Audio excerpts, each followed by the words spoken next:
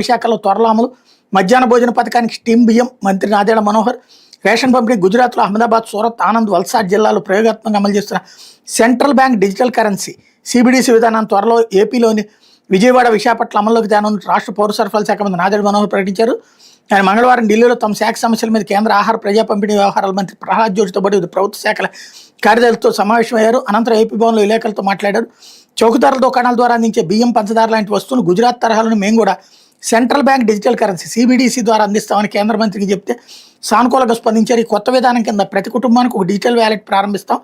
డొక్కా సీతమ్మ మధ్యాహ్న భోజన పథకం కింద రాష్ట్రంలో 41,000 ప్రభుత్వ పాఠశాలలు 4,000 సంక్షేమ హాస్టల్కి అందిస్తున్న సన్నబియ్యం స్థానంలో ఏడాది నుంచి నాణ్యమైన స్టీమ్ బియ్యం అందించాలనుకుంటున్నామని చెప్పగా కేంద్ర మంత్రి అంగీకరించారు. రాష్ట్రం నుంచి ఇప్పుడు ఉప్పుడు బియ్యం ఉత్పత్తి పెరిగిన నేపథ్యంలో 2 లక్షల టన్నుల కొనుగోలు కేంద్రం అంగీకరించి మరో 2 లక్షల టన్నుల అదనపు సేకరణ కూడా మంత్రి సానుకూలంగా స్పందించారు. వినియోగదారులకు తక్కువ ధరలకే సరుకులు అందించేందుకు రాష్ట్రంలో 1000 మినీ మార్ట్లు ఏర్పాటు చేయడానికి దేశంలోని అన్ని మిలిటరీ క్యాంటీన్లో అరకు కాఫీ విక్రయించేందుకు నేషనల్ సెంట్రల్ కోఆపరేటివ్ ఫెడరేషన్ అంగీకరించింది.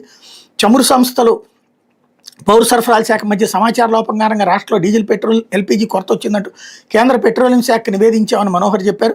ధాన్యం సేకరణ విషయంలో వైకపానాయకులు చేస్తున్న ఆరోపణలు అబద్ధాలేనని ఆయన పేర్కొన్నారు.